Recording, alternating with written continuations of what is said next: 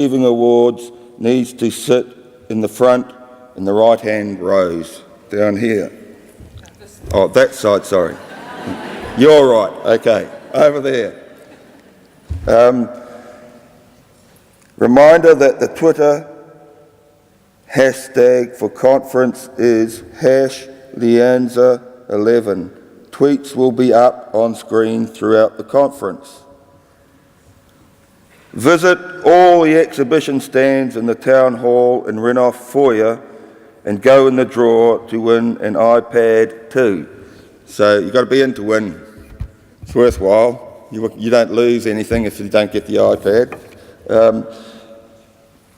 2 other opportunities to win prizes: APLM raffle, buy tickets at the LIANZA stand. Now, the 3M Vala Prize to celebrate the 15th anniversary of sponsorship of the LIANZA Excellence and Innovation Award. 3M are offering you the chance to win a trip to Vala 2012. 3M is committed to supporting the career development of people working within the library sector of New Zealand. To commemorate their 15th anniversary of LIANZA sponsorship, 3M are pleased to offer you the chance to win one of 2 trips to Vala 2012, 10th to the 12th of February 2012, the region's premier library technology conference in this region. Prize includes 1 adult return flight to the Vala conference in Melbourne, Auckland, Wellington or Christchurch, flights to be arranged by 3M. A welcome dinner hosted by 3M, conference registration, 3 nights accommodation in Melbourne, and attendance at the conference dinner as 3M's guest. Visit the 3M exhibition stand to register and complete or hand in your official entry form before 5 p.m. Tuesday to be in for the draw. The trip will be drawn on Wednesday morning, 8:45 a.m. in the main conference auditorium. You must be there to claim your prize. Now, I've been asked to encourage people to view the posters in the foyer of the Michael Fowler Centre, and the authors of the posters will be there from 1:30 to 2:30. And when it comes to morning tea, you get your refreshments in the Michael Fowler Centre, where the exhibitions are, or in the Town Hall. Please try both. It's now my pleasure to introduce Jane Hill, President of LIANZA. Thank you.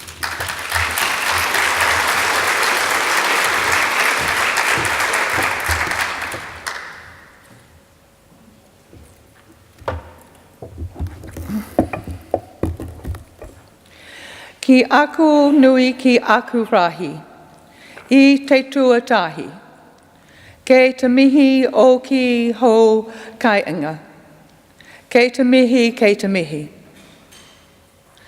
Kia koutou mā, kua haere tawhite mai, kei te mihi, kei te mihi.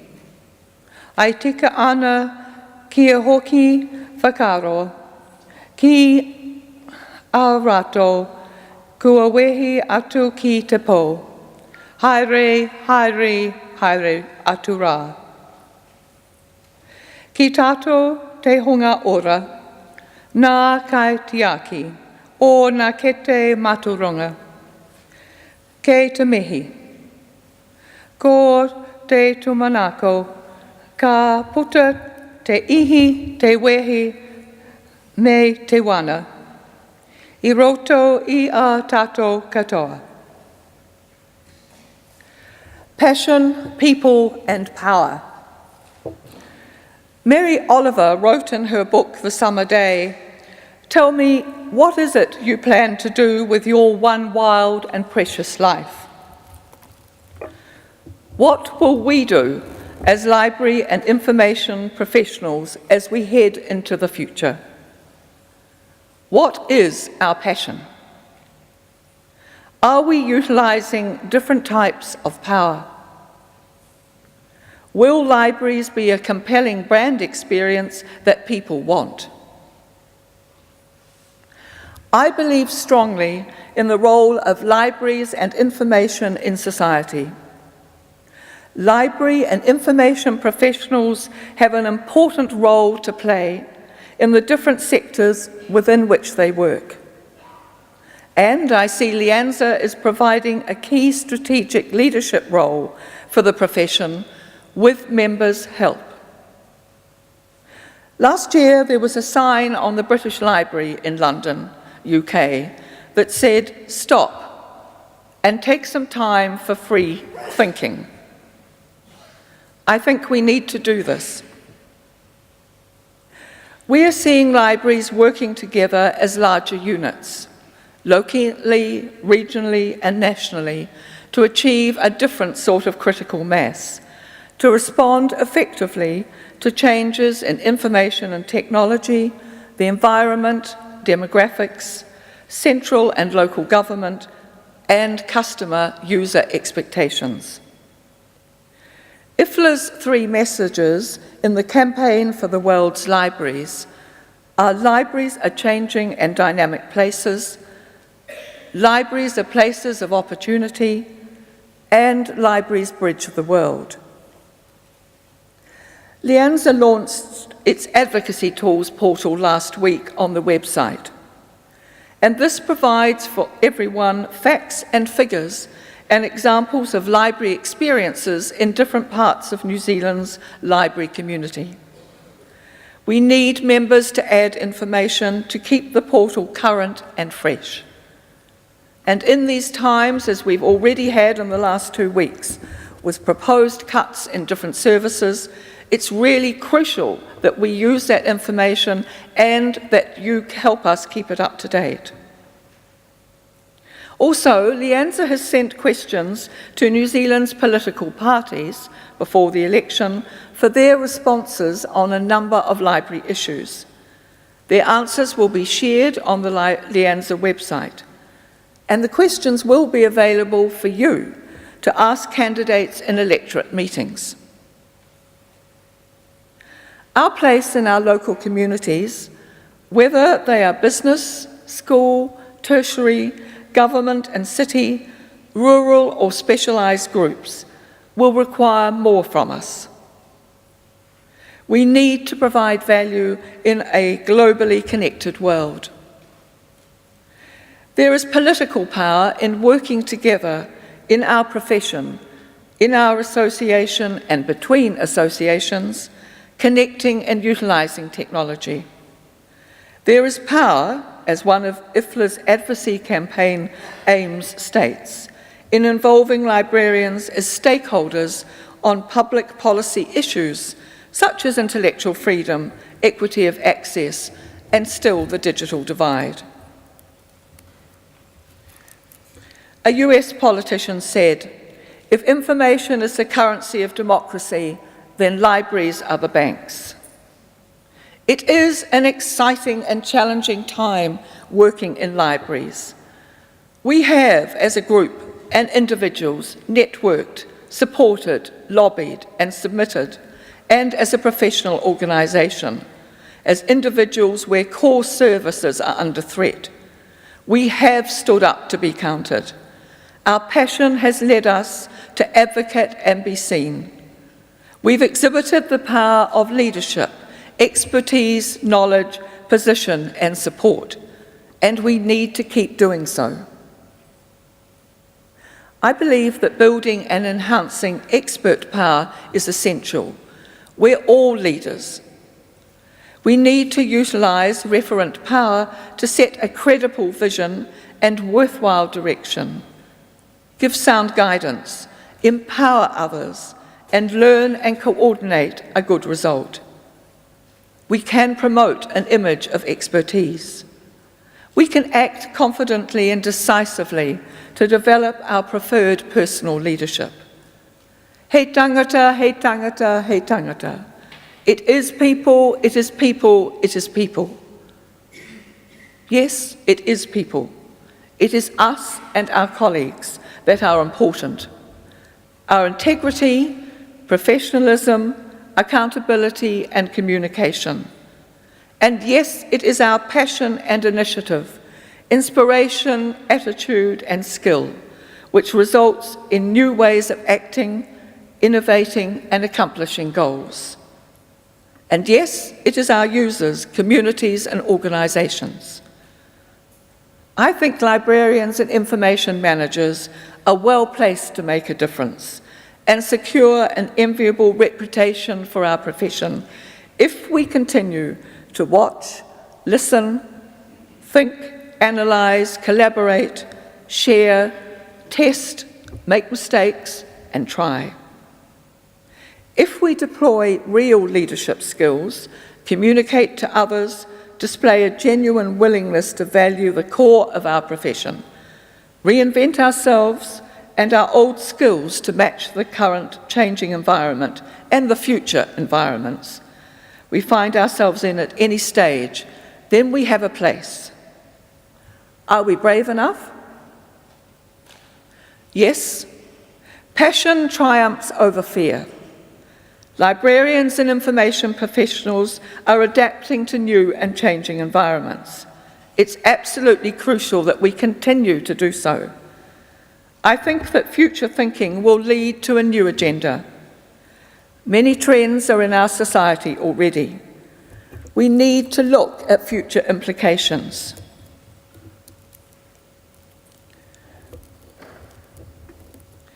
In essence, we have before us passion, people, and power. If we take the word librarians, and if we use each letter of the word, we have liberal, inspiring, books and digital, read or ready, arty, reliable, innovative, energetic, and stunning. Tēnā koutou, katoa.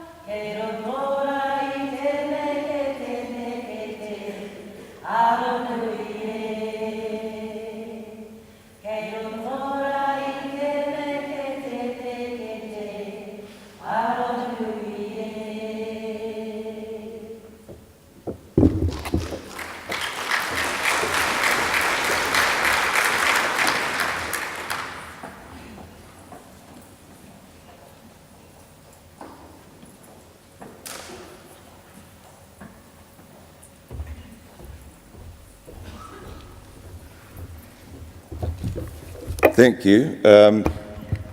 I can tell you for sure that passion does triumph over fear, and I think I said something yesterday, but I'll fill you in on what happened, the library war that I saw take place some years ago.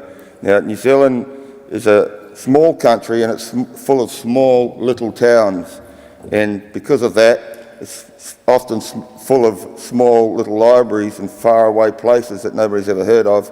In fact, I wouldn't mind betting that there's probably a few places around where there's no town, just a library. That's how things can get sometimes. But I won't mention the town, but as I said, there are some librarians that I've met over 30 years ought to be awarded the Victoria Cross, because this librarian in a very, very, very small town had so many things going on in that library. I couldn't believe it. She had artists coming through, people coming into the library all the time. But the difficult thing was that the mayor of that town was a sheep farmer, and that's all he was interested in. So she had a big battle with the sheep farmer mayor. He was a nice guy, but he just really didn't see the point in libraries. And and I know that there are a lot of librarians out there. She won the war. She made that library really hum in the time that she was there, and so I know that there are a lot of people out there in small town New Zealand and probably throughout the world who are really fighting against the odds. So I think that ties in with our conference, and passion does triumph over fear. And it is now my pleasure to introduce National Librarian Bill Macnaught. And just before that, please ensure you attend the AGM at 5:15 p.m. today in the Civic Suite. And with that, I hand it over to Bill. Thank you.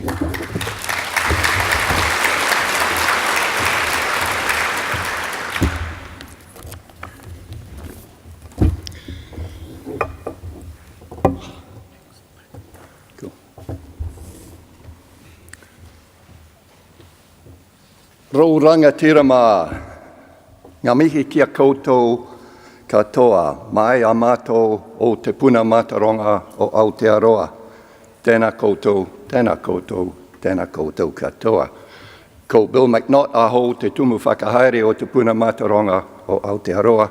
Tēnā tātou katoa. Colleagues, the National Library of New Zealand is under new management. In more ways than one. Not only am I the new National Librarian, but in the senior team photograph in the 2010 annual report, there were 8 people in that photograph. Only 3 of them are still at the National Library today. Chris C.K., Alison Elliott, and Geraldine Howell. And that, by itself, would constitute major change. But the National Library is also now an integral part of the Department of Internal Affairs. The past year has seen sweeping change in the way the National Library is run. But some things remain constant. These are the 3 outcomes that we pursue. New Zealand is recognized for creating, sharing, and using knowledge for social, cultural, and economic well-being. The people of New Zealand have a strong and valued national identity, culture, and heritage. New Zealand's diverse people and communities, Hapu, Iwi, are resilient and prosperous. There's nothing really new about those outcomes from the National Library's point of view, but they are, in fact, the outcomes of the Department of Internal Affairs. So it's easy for the National Library to contribute to the aims of government within the DIA. Today, I want to pay particular attention to the first of those outcomes, around knowledge. The American technologist David Weinberger talks about the new shape of knowledge. He argues that we have reached a crucial turning point for notions of what constitutes knowledge.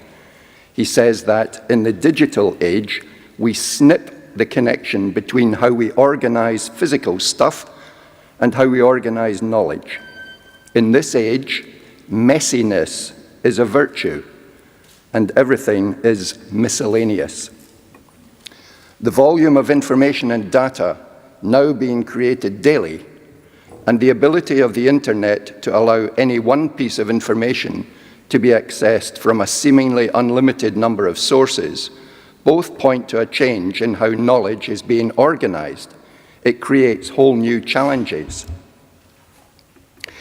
A 2011 study of the digital universe by technology research company IDC, entitled "Extracting Value from Chaos," forecasts that the world will create and copy 1,800 exabytes of digital information this year. An exabyte is 1 billion gigabytes. And he also says that this will double annually to nearly 8,000 exabytes by 2015. Some 90% of this is unstructured data. In the last 6 months, I have heard many colleagues in the DIA talk about the end of structured data. I explained to my boss that the core skill of librarianship when I studied at the University of Strathclyde was the organisation of knowledge. I checked recently, and sure enough, Strathclyde still offers a module called Organisation of Knowledge. On completion of this module, students will have obtained an understanding of the theoretical principles involved in analysing, representing, and organising knowledge, an understanding of the role of the organisation of knowledge and its application in library and information services, practical transferable skills in classification and indexing. Now, I have to say that some of my colleagues in the DIA seem sceptical about the need for librarians in the future. Because of their technology contacts, they spend a lot of time talking with some of the leading thinkers in Microsoft, Google, IBM, research labs, and so on.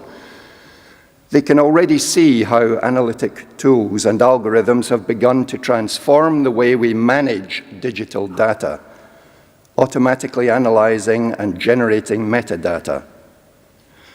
If you show any hesitation in espousing the belief that the future is all about unstructured data, you will be scorned as though you are arguing that the earth is flat. I think they subscribe to the view that the rapid increase in the power of technology and artificial intelligence will soon provide unprecedented inquiry handling capability, supported by instant analysis of global data and personally tailored synthesis of relevant results. I'm sure that some of my colleagues think that we're locked into ways of working and thinking that belong in the past. In Western civilization, a belief has prevailed for centuries that knowledge can be organized and classified into a tree-shaped structure, that once knowledge is confirmed as true, it can be mapped in a way that remains in place for eternity. Weinberger uses the Dewey Decimal System as an example of how this approach is dated. The system was shaped by Melville Dewey's own worldview, of course, resulting in phrenology being classified as a major branch of psychology, while Eastern religions were largely ignored. The digital universe starkly demonstrates that the world can never again be organized in this manner. So what is our response as librarians? I'll return to this question later. But first, let me share with you something that I learned from my first visit as National Librarian to meet with NSLA colleagues in Perth a few months ago. NSLA comprises the State Librarians of Australia and the National Librarians of New Zealand and Australia. The wisdom that I want to share with you is not something that I learned from my colleagues, although we did have a very useful series of conversations. Instead, it was a visit to the very good bookshop in the State Library of Western Australia that led me to discover The Next Convergence by Michael Spence. Now, the author won the Nobel Prize for Economic Science in 2001, so he knows a thing or two about economics. He makes a number of statements about the importance of knowledge transfer for economic growth. He describes knowledge as the ultimate public good, and I think his wisdom is worth a few minutes of our time this morning. Firstly, he states that economic advancement comes from knowledge, technology, and innovation. He also says that old knowledge has to be disseminated in every generation, lest the knowledge foundation of our economies and societies depreciate over time. This is the basis, of course, for much of our educational investment. Secondly, he notes that the creation of new knowledge is costly, but its dissemination would be expensive were it not for the fact that we've already invested in disseminating old knowledge. This means that the incremental cost of disseminating new knowledge is low. Thirdly, he argues that while there are many critical ingredients going into high-growth recipes, the single most important of these is learning. Learning or knowledge transfer causes the productive potential of a developing economy to increase extremely rapidly, making it appear as if innovation has taken a quantum step up. In fact, he points out, it is not the level of innovation that has jumped upwards, but the dissemination of knowledge.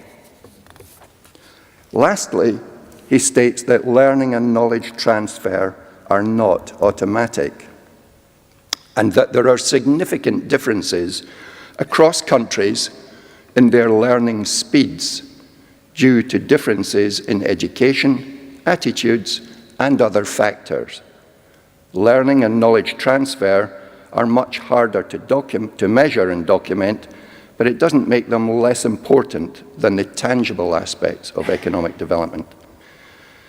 These intangible assets, he says, can be thought of as the accumulation of embedded knowledge, embedded not just in people, but in institutions and processes and how they interact.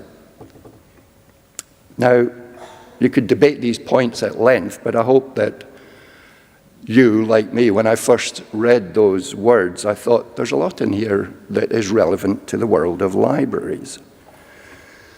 I find it inspiring that a Nobel Prize-winning economist is making such a powerful case for the value of knowledge transfer. That's good, but what's even better is his recognition of the importance of the intangible aspects, including knowledge embedded in institutions and the interaction between institutions. That, I believe, is where libraries come in. So how do libraries currently contribute to the transfer of knowledge? Libraries in New Zealand do this in many ways. For preschool children in public libraries, the public libraries help children to realize the joy of reading. They encourage children to build a reading habit. They support families to reinforce reading habits. School libraries do all of the above and help students to develop information literacy and research skills. They provide access to the world's knowledge. They help students to discover, create, and share knowledge. Tertiary libraries provide specialized knowledge resources to support the success of the institution's students, teaching staff, and the wider research community. And special libraries similarly support the work of their organizations with relevant knowledge using information technology and research skills. Special libraries focus on delivering value to help achieve the success of their organization. And in a commercial organization, that will translate into economic value, helping the company to improve its financial results. School and tertiary educational libraries exist to deliver value in learning outcomes, improving the performance of students and the institution as a whole. In contrast, public libraries do a bit of everything of the above for their communities, with the added feature that you don't need to be employed by a particular organization or enrolled in a formal educational institution to use their services. The value of independent lifelong learning in a public library is personally determined by the individual New Zealanders who use those public libraries. Customers do not have to justify what they read, nor